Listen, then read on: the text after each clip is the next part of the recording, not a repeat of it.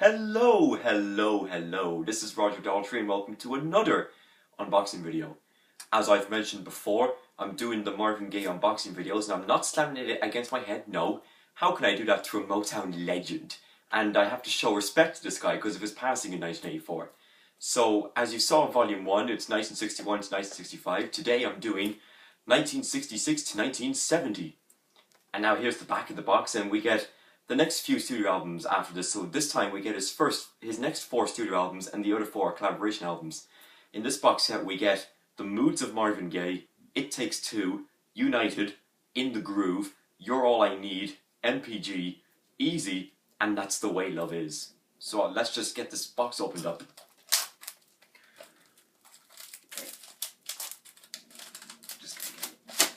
Okay, we'll put the cellophane over here. And again, as I said in Volume 1, there's no alter ego for Marvin Gaye, so it'll still be another normal unboxing video. So by opening it up here, we get the next studio albums in here. So let's go. So here's his 7th studio album, The Moods of Marvin Gaye, 1966. And this album was released a week after the Beach Boys' Pet Sounds and Bob Dylan's Blonde on Blonde in the same year of 1966. And this album produced his first #1 R&B single called I'll Be Doggone. And in the video, I'm not sure which Motown singer it was. It looked like Mary Wells or Diana Ross nearly. And this also has a song called Ain't That Peculiar. And on the Kiss album, Hot in the Shade, which many Kiss fans say is the worst, I don't know why, there's a song called Little Caesar sung by Eric Carr, and it was going to be called Ain't That Peculiar, but Gene Simmons stopped him because of the title. So I'm sure the discs are the same as the box. Oh my god, it is! Because this is kind of known as the orange box set, since the previous one is known as the blue box set. Aside from those 2 songs, there's some other great hits on here, and yeah, this is kind of when Marvin Gaye's sound kind of started to mature, because he kind of started to become a new artist nearly, and kind of started to grow up a bit. So that's The Moods of Marvin Gaye. So now we get his next collaboration album called It Takes Two. And this is a collaboration with Kim Weston, who is another great Motown singer. And and its title track was a huge success. And they do a cover of the Four Tops' Baby I Need Your Lovin'. And on the front there it has chairs that says Marvin Gaye and Kim Weston. Same on the back cover here. And this was also in 1966. And I forgot to mention in Volume 1 that these box sets just came out a few months back. So the first 2 albums here kind of celebrated its 50th anniversary. So that was a good start for it. Anyway, that's It Takes Two. Next we get another collaboration album called United with Tammi Terrell. And this is definitely the most successful collaboration Marvin has ever done.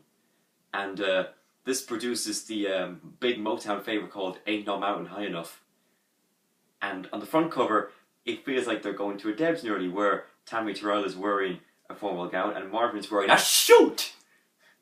And I'll get the disc for you. I forgot to do the disc on Volume 2, but it's still the same. And this was 1967, by the way.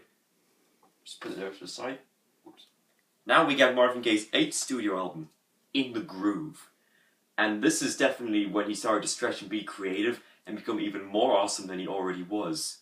And this produces his signature song of all time, I Heard It Through the Grapevine, which was originally covered by Gladys Knight and the Pips, and also Creedence Clearwater Revival for Cosmos Factory. And I think all these albums in here are now stereo, because the first 2 in Volume 1 are just mono, because that's what the sound quality was like back in the 60s. Same disc as usual, because it's just to speed it up a bit. And this front cover is quite different, because the one I have on Spotify has a photo of him wearing another suit. And in this one, he has a microphone singing. He's singing into the microphone. Now we get another collaboration album with Tammi Terrell called You're All I Need.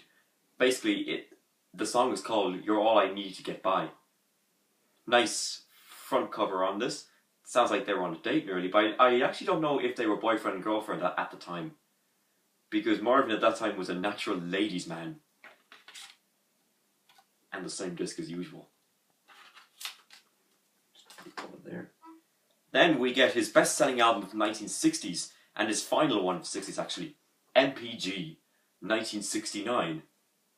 And it's the same as the front cover as well, but smaller. And this album produced another single for him called Too Busy Thinking About My Baby, as he was a natural ladies' man.